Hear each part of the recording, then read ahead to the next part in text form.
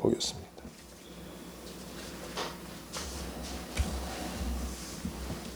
에베소서 6장 1절로 3절까지 제가 봉독에 올립니다. 자녀들아, 주 안에서 너희 부모에게 순종하라. 이것이 옳으니라. 내 아버지와 어머니를 공경하라. 이것은 약속이 있는 첫 계명이니 이로써 내가 잘되고 땅에서 장수하리라. 아멘. 미국 뉴욕 항구에 있는 우리가 잘 아는 자유의 여신상을 보면은 그 웅장함과 그 화려함에 놀랄 수밖에 없습니다. 이 자유의 여신상은 프랑스 조각가 바르돌리라고 하는 사람이 미국 독립 100주년을 기념해서 선물을 한 것입니다. 근데 이 자유의 여신상에는 자유와 평화와 사랑이 거기에 깃들어져 있다고 설명하고 있습니다. 근데 이 자유의 여신상의 모델은 이 바르돌리라고 하는 조각가의 어머니가 모델이었다는 거죠. 그러니까 바르돌리라고 하는 이 조각가가 이 자유의 여신상을 조각할 때 자신의 어머니에게 있는 진정한 자유와 평화와 사랑을 거기다 넣고 만든 작품이기 때문에 우리에게 더 의미가 있는 것입니다. 참 세월은 많이 흘러서 자식의 자리에 있던 저도 이제 부모의 자리에 있는 그런 상태에 있습니다. 그래서 그 어느 때보다도 부모님의 생각이 간절하고 또 이제 부모님들이 다 돌아가시고 난 뒤에 보니 연세 많은 분들이 예전같이 보이지 않습니다. 어쩌면 저희 어머니 같고 저희 아버지 같은 마음을 많이 가지게 됩니다. 누가복음 15장 11절 이하에 보면 아버지의 집을 떠나 허랑방탕하여 지내다가 결국은 아버지 집으로 돌아오기로 결정하고 아버지 집으로 돌아온다고 하는 소식을 아버지가 듣게 됩니다. 아직 아들의 모습도 보이지 않았는데 아버지는 그 아들을 맞이하려고 얼마나 마음 졸여 있는지 모릅니다. 아들이 아버지 집에 도착했을 때는 아버지는 달려가서 아들의 목을 끌어안고 그 아들을 맞이하는 것을 보게 됩니다. 그런데 이건 유대인들의 배경을 보면은 도저히 있을 수 없는 상황입니다. 왜냐고 하면 유대인들은 불의한 자식들이 성 안으로 들어오면 돌로 쳐서 죽이게 되어 있습니다. 그리고 어떤 경우든 유대인들은 달리는 것, 뛰는 일을 금하고 있습니다. 근데 이 아버지는 어떻게 해서 이 돌에 맞아 죽을 아들을 맞이하고 또 뛰어가서 아들을 맞이할까요? 이것은 법보다도 더 큰 사랑을 의미합니다. 우리는 법이 사랑을 능가할 때 이것은 상당히 문제입니다. 때로는 우리가 이 땅에 진정한 사랑과 그 은혜가 넘치려고 하면 가정도 교회도 사회도 때로는 법도 중요하지만 법보다 그 사랑, 그 은혜가 더 중요하다는 걸 실천할 때에 더 복된 사회와 복된 가정이 된다고 하는 사실입니다. 이처럼 아무리 자식은 이 아버지를 무시하고 떠나 살아서 허랑방탕하여 거지꼴로 돌아왔다 할지라도 집에 있던 탕자나 허랑방탕하여 돌아오는 탕자나 변함없이 사랑하는 아버지의 사랑을 우리가 엿볼 수가 있습니다. 지금 경상도 일대에서는 아마 가장 큰 교회를 이루고 있는 교회가 있습니다. 그 교회에 대해서는 제가 동서가 섬기고 있기 때문에 많이 생각하게 되죠. 그게 이 대형교회를 섬기다 보니까 뭐 교인들로부터 이런 선물 저런 선물들이 종종 많이 온다고 그럽니다. 하루는 사과 박스가 큰 사과 박스 있지 않습니까? 2단으로 된 거 그것이 들어왔습니다. 근데 어머니가 그 사과 박스를 며느리가 있음에도 불구하고 그것을 다 들지 못하니까 바가지를 가져와 가지고 2개, 3개씩 옮겨가는 것을 보게 되는 거죠. 며느리가 무슨 이야기를 하느냐면 어머니 아범 오면 들여다 놓으면 돼요. 힘들게 그렇게 하지 마세요. 며느리의 그 말에도 아무 말 없이 2개, 3개씩 바가지에 담아서 그 사과를 옮겨 놓는 겁니다. 그 어머니의 마음이 뭘까요? 며느리 마음과 어머니의 마음이 어쩌면 다를 수 있다고 생각되어집니다. 며느리는 연로한 시어머니의 수고를 들어주려고 남편을 이야기하고는 있지만 어머니의 진정한 마음을 잘 몰라서 그런 것이죠. 어머니는 사실 내 아들이 목회하고 세상에서도 힘든데 집에 와서 사과 박스를 들고 옮긴다는 것이 어머니의 마음에는 편하지가 않았어. 본인이 하는 겁니다. 본인이 하는 거.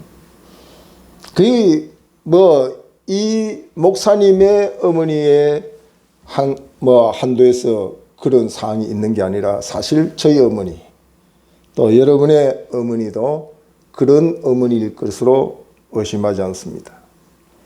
그래서 영국의 수상을 지낸 처칠은 위대한 나의 스승은 나의 어머니다. 그렇게 고백을 했습니다. 우리가 잘 아는 노벨 문학상 수상을 했던 카미라고 하는 사람은 나에게 최고의 영향을 준 이는 어머니다. 근데 그 어머니는 사실 청각장애자입니다. 듣지도 못하고 말하지도 못합니다. 도저히 아들이지만 대화가 불가능한 그런 상태의 어머니가 최고의 까미에 영향을 준 사람이라고 말하니 이해할 수 없지요. 그래서 도대체 어떻게 그 어머니가 영향을 줬느냐고 물었을 때에 저는 자기를 향하여 잔잔하게 바라보는 그 어머니 눈동자가 있었기에 나는 곁길로 가지 않았고 그 어머니의 눈동자가 자기를 향했기 때문에 희망과 용기를 잊어버리지 않고 한 길로 갔노라고 이야기를 했습니다.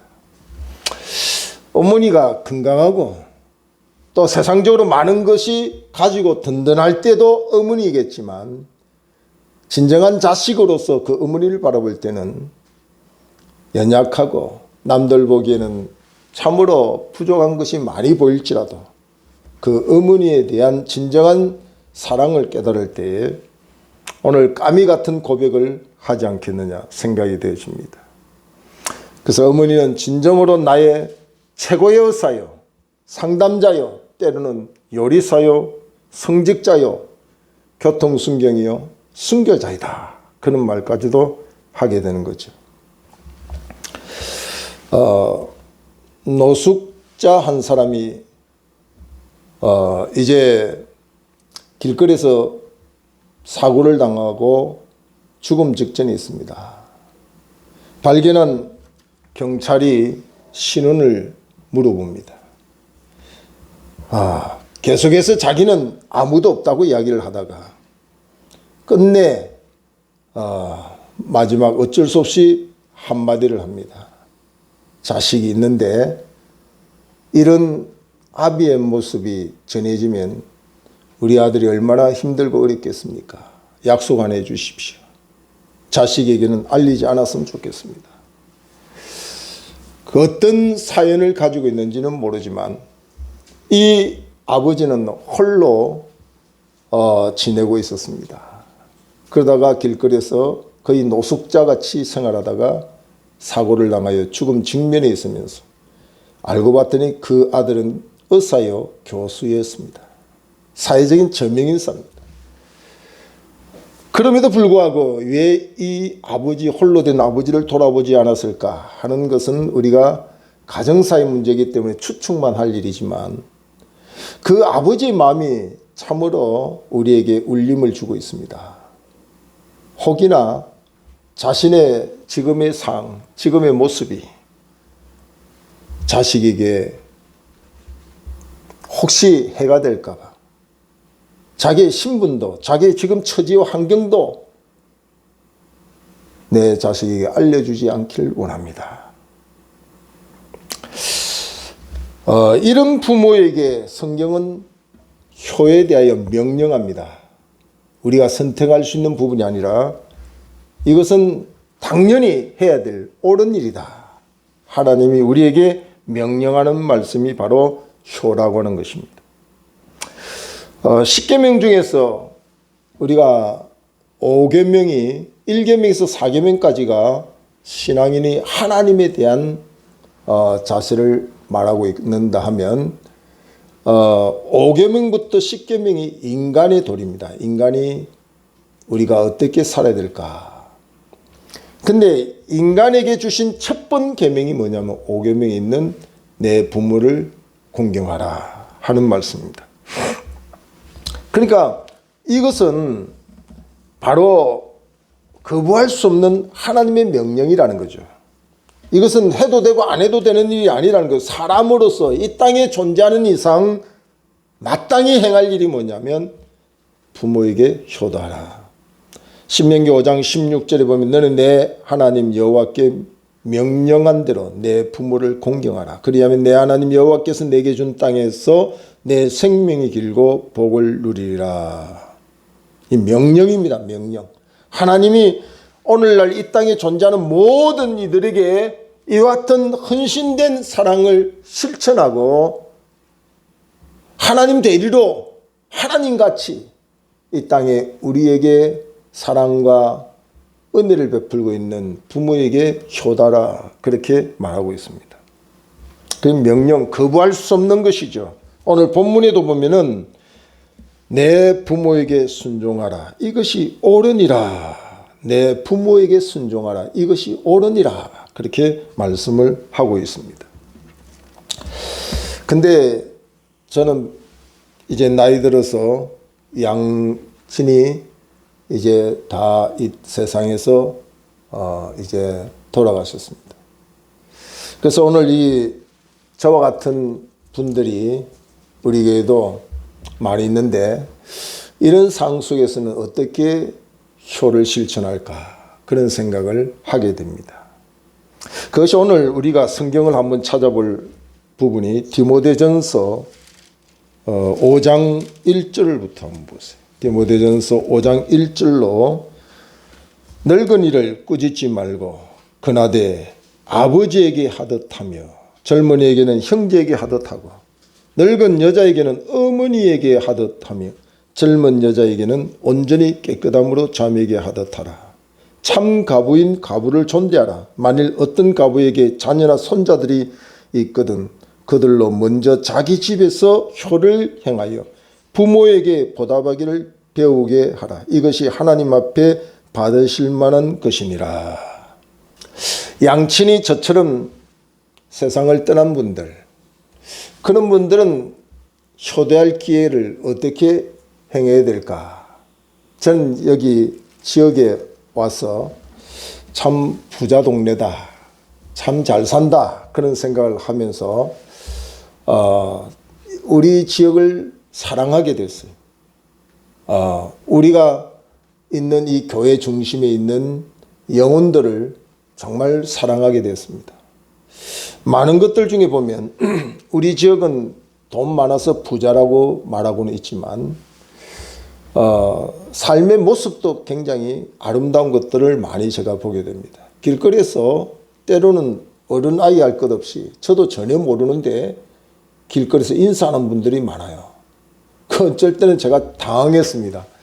언제 저를 봤을까 그렇게 생각을 하다가 개면적게 저도 답례하는 경우가 있었는데 언제부터는 제가 먼저 인사를 하게 됐습니다. 뭐 알든 모르든 한 동네에 있으니까 서로 사이좋게 지내는 게 좋겠다 해서 목사인 제가 인사를 하게 되죠. 참 알든 모르든 한 동네에 있다는 것 하나로 인사하고 지낸다는 거 참 요즘 사회에 그렇게 흔한 일은 아닙니다. 근데 참 좋은 동네다. 그런 생각을 하면서 무엇보다도 더 좋은 동네가 되려고 하면 이 지역이 하나님을 아버지로 섬기는 우리 동네가 됐으면 좋겠다. 하나님을 아버지로 섬길 수 있는 형제가 되면 얼마나 좋을까. 그런 복음적인 입장에서 기도하고 지금도 그런 마음을 가지고 있습니다. 우리 눈에 당장 뭐 많이 이렇게 보이지 아니한다 할지라도 저희들이 이렇게 계속하여서 그런 자세로 기도하는 마음을 가지면 하나님께서 그 문을 열어주실 줄로 믿습니다. 특히 늙은이를 보면 여자분에게는 어머니같이 해라. 남자분이 늙은 할아버지를 보면 너희 아버지 하듯 해라. 그러니까 우리가 이 땅에 부모님이 안 계셔도 우리가 효도할 수 있는 길이 있다는 사실을 성경은 말씀을 하고 있다는 거죠. 얼마나 아름다운 사회가 되겠습니까? 전도자 무디는 구두수승공입니다. 때로는 이상한 손님들도 와서 행패를 부리기도 하고 또 참으로 그런 손님은 안 왔으면 하는 손님도 있었을 것입니다. 그러나 무디는 항상 밝은 마음으로 웃는 모습으로 손님들의 그 구두를 수선하고 구두를 닦고 있습니다.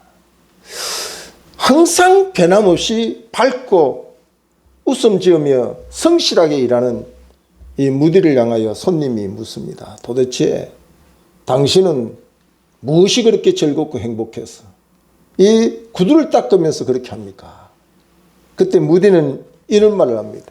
손님의 구두를 내가 믿는 주님의 구두라고 생각하고 저는 일하고 있습니다.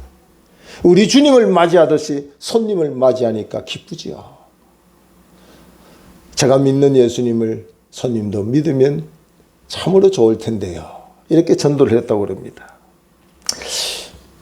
우리가 교회에서 신앙생활을 한다고 하는 것이 먼저일까요? 내 집에서 신앙인의 모범을 보이는 게 먼저일까요? 이것이 한국교회의 숙제가 되는 일들이 많이 있습니다. 교회에서 신앙생활은 100점인데 집에서는 점수가 나오지 않는 낙제 점수의 신앙인들이 많이 있다는 이야기입니다. 가정을 돌아보지 아니하고 부모를 바로 섬기지 아니하면서 믿습니다 믿습니다를 소리를 지른다면 그것은 성경적이지 않습니다. 가부에게 홀로 남아 늙은 그 가부에게 자식이 있다면 그 자식이 교회에 나와서 신앙생활을 하는 것도 중요하죠. 먼저 그 어머니를 섬길 줄 아는 신앙인이 되어라고 성경은 말하고 있기 때문입니다. 오늘 저도 여러분도 정말 먼저는 하나님을 우리가 잘 섬겨야지. 이미 우리의 아버지가 되셨기 때문에 그 아버지는 독생자 아들을 우리를 위하여 버리기까지 하시면서 우리를 구원하신 사랑의 아버지 아닙니까? 그러므로 그 하나님을 아버지로 잘 섬기는 그런 효를 우리가 행할 뿐 아니라 우리 이웃의 부모님을 섬기는 자세를 갖추는 게 중요하다 하는 거죠. 그래서 오늘 이런 일들을 행할 때에 잠언 23장 24절을 보면 의인의 아비는 크게 즐거울 것이요 지혜로운 자식을 낳은 자는 그런 말미암아 즐거울 것이라. 이렇게 자식을 낳아 즐거움을 얻는 이런 복. 부모된 이들은 이것만큼 더 귀한 사랑, 귀한 삶이 없죠. 자식으로 인하여 즐거움을 얻는다. 자식으로 인하여 기쁨을 얻는다는 것이 부모의 가장 큰 복이 아닐 수가 없지요. 그래서 오늘 성경은 구체적으로 우리가 잘 아는 말씀이지만 6장 1절에 보면 자녀들아 주 안에서 너희 부모에게 순종하라. 이것이 옳으니라. 주 안에서 너희 부모에게 순종하라. 그 다음에 2절에 보면 내 아버지와 어머니를 공경하라. 이것이 약속이 있는 첫 계명이니. 여기 보면 우리가 일상생활 속에서 순종이나 복종이라는 말을 거의 비슷하게 이해하고 또 비슷하게 사용하고 있습니다. 근데 왜 이렇게 순종하라, 공경하라는 말을 분리해서 우리에게 말씀하고 있을까요? 여기 순종하라는 것은 원어의 뜻을 보면은 이 외적인 모습을 강조하고 있습니다. 부모에게 이 외적 모습은 죽으라면 죽는 신용을 하는 모습을 이룰 때 그게 순종이다. 그렇게 말하는 것이죠. 쉽게 말해서 입으로만 부모님 사랑합니다. 부모님 뭐 이렇게 잘해드리겠습니다. 이렇게 말만 한다고 해서 순종이 아니라는 거예요. 순종은 외적으로 카네이션 하나라도 꽃을 하나라도 이렇게 드리면서 하는 행위를 순종이다. 그렇게 말하는 것이죠. 거기에 비하면 이 공경이라는 말은 내적인 의미를 강조하는 겁니다. 내적인 의미. 그러니까 물질적인 것도 물론 해야 되지만 그 마음으로 부모님을 뒷방늙은이 취급하지 않고 항상 최고의 가치로 최고로 존중하는 그런 마음을 가질 때 공경한다. 그런 말을 하는 거죠. 그러니까 효라는 말은 공경으로 효를 다할 수 없고 순종으로 효를 다할 수 없다는 거죠. 엄격히 말하면 효는 순종과 공경이 합해질 때 진정한 효가 된다는 거죠. 그러니까 입으로만 그냥 부모님께 효단다 말로만 하는 것이 아니라 물질적인 것도 포함시켜야 된다는 거죠. 또 물질적인 것만 있고 정신적인 게 없으면 그것은 결코 합당하지 않다는 거죠. 저는 우리 아이들 선생님들에게 많은 걸 해드리지는 못했어요. 그런데 한번 이게 선생님의 은혜에 보답할 때는 우리 사모님하고 그런 생각을 했어요. 입학할 때, 새학기 바뀔 때 선생님 감사의 선물을 하는 것은 그것은 뭔가 조금 아첨아부하는 마음이 있는 것 같아. 그래서 한 학기 혹은 한 학년을 마치고 난 뒤에 선물을 하는 것이 아무 사심 없는 진정한 감사의 표현이 아닌가.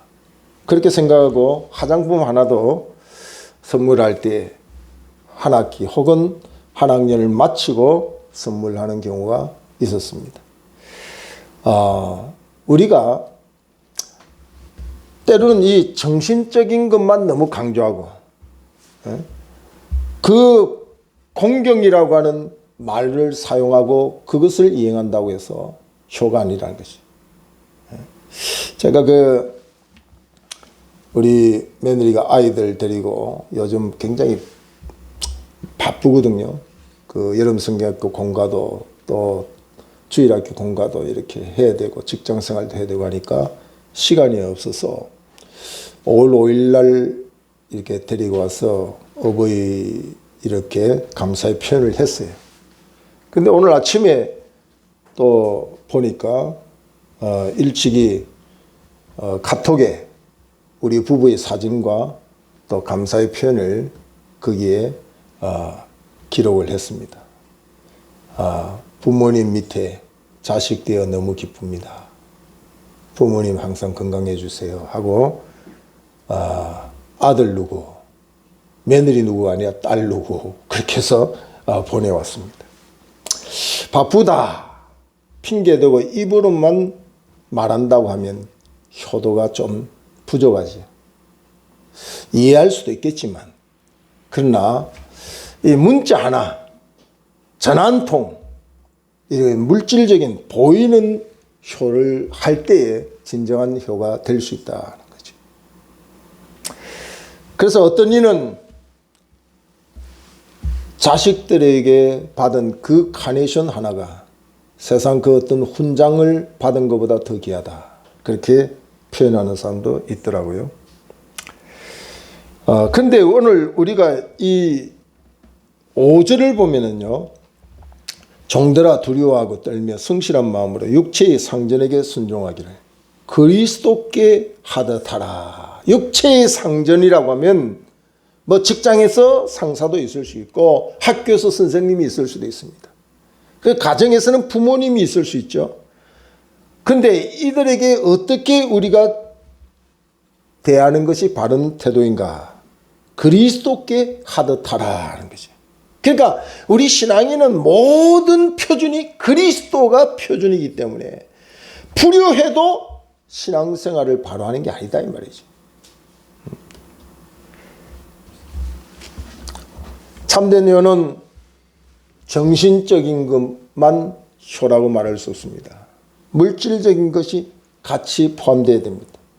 물질적인 것만 말하면 그것이 내면에 공경이 없기 때문에 위선과 형식일 수도 있습니다. 이것이 잘 조화를 이룰 때에 진정한 효라고 말할 수 있다는 거죠. 자, 이것의 명령은 하나님이 하신 거기 때문에 우리가 이 불효할 때는 단순한 인간의 도리만을 거역하는 게 아니라 하나님의 명령에 불순종하는 것이기 때문에 큰 죄가 아닐 수 없습니다. 그래서 인간의 도리 중에서 그 뒤에 보면 살인하지 말라, 도둑질하지 말라, 간음하지 말라 이런 말들이 쭉 나오는데 그 무서운 죄잖아요 다들. 그런데 그 죄보다 더 크게 먼저 나오는 게 내 부모를 공경하라 그렇게 말하는 걸 보면 어쩌면 하나님이 우리에게 가르치는 성도에게 가르치는 그 윤리나 신앙적 그 도리는 세상에 그 어떤 죄를 짓는 것보다 불효하면 더 큰 죄다. 그걸 가르치려고 하는 십계명의 의도가 있는 걸 우리가 보게 되는 거죠. 특히 우리가 신명기 27장 16절에 보면 그의 부모를 경홀히 여기는 자는 저주를 받을 것이라 할 것이요 모든 백성은 아멘 할지니라. 유대인들에게도 그렇지만 우리나라도 이전에는요 한 동네에 불효자가 있다 그러면 그 가정의 문제로 삼지 않습니다. 온 동네의 어른들이 그 불효한 자식을 굉장히 야단을 칩니다. 심지어는 우리 동네에 너 같은 녀석은 살 수가 없다고 동네에서 추방시키는 경우도 있는 동네도 있습니다. 그만큼 우리나라도 윤리에 굉장히 신경을 많이 썼습니다. 요즘은 길거리에 다니다가 중고등학교 아이들이 담배를 피고 술을 먹고 행패를 부려도 참 그들에게 함부로 말았다가는 봉변을 당할까. 참 윤리가 땅에 떨어지는 그런 시대에 우리가 살고 있지 않습니까? 그러니까 이 하나님의 법, 성경을 바로 가르치고 신앙생활을 바로 하면 믿음이라고 하는 교회 안의 믿음만이 아니라 이 사회의 질서와 윤리와 도덕도 바로 세워줄 수 있기 때문에 우리 자녀들에게 이 효를 바로 가르치는데 성경을 우리가 바로 가르치는 게 너무 중요하다 사실입니다. 신명기 21장 18절 이하에 보면은 이제 이 불효한 자가 있으면 온 동네 사람들이 돌을 가져다가 쳐서 죽이라 그랬어요. 이 참 무서운 말이죠. 성경에는 이렇게 무서운 말이 다른 데 있는 게 아니라 우상을 섬기는 일에도 그런 일들이 있지만 이 땅에서 불효한 자를 향한 말씀을 주실 때도 그렇게 무서운 말씀을 하고 있다는 사실입니다. 오늘 잠언 30장 17절에 보면 아비를 조롱하며 엄히 순종하기를 싫어하는 자는 그 눈은 꼴짝에 까마귀에게 쪼이고 독수리 새끼에게 먹히리라. 그러니까 불효자가 죽으면 장사 지낼 이유가 없다는 거죠. 장사 지낼 자격도 없어요. 불효자가 죽으면 그냥 시체를 매달아 놓고 그 눈은 까마귀가 쪼아먹고 독수리 새끼가 그 몸을 먹는 그런 비참한 말로를 성경은 가르치고 있다는 거죠. 그러니까 참 무서운 일이 아닐 수 없지요. 그래서 레위기 19장 32절에는 너는 샘 머리 앞에서 일어서고 노인의 얼굴을 공경하며 내 하나님을 경외하라. 나는 여호와이니라. 그렇게 말씀을 하고 있습니다. 흔히 이런 말을 합니다. 기독교를 잘 알지 못하는 사람들이 유교는 효를 강조하는데 왜 기독교는 부모도 모르고 부모 제사도 못 지내게 하는 불효의 길을 가르치느냐 이런 말을 하는 사람들이 있는데요. 사실은 공자보다도 우리가 잘 아는 모세가 십계명을 하나님으로부터 받아올 때가 이미 공자가 태어나기 전 1000년 전에 우리에게 주신 하나님의 말씀이거든요. 그러니까 공자가 유교를 전하고 효를 가르치기 이전 1000년 전에 이미 십계명을 통하여 내 부모를 공경하라고 하는 말씀이 주어졌다는 거죠.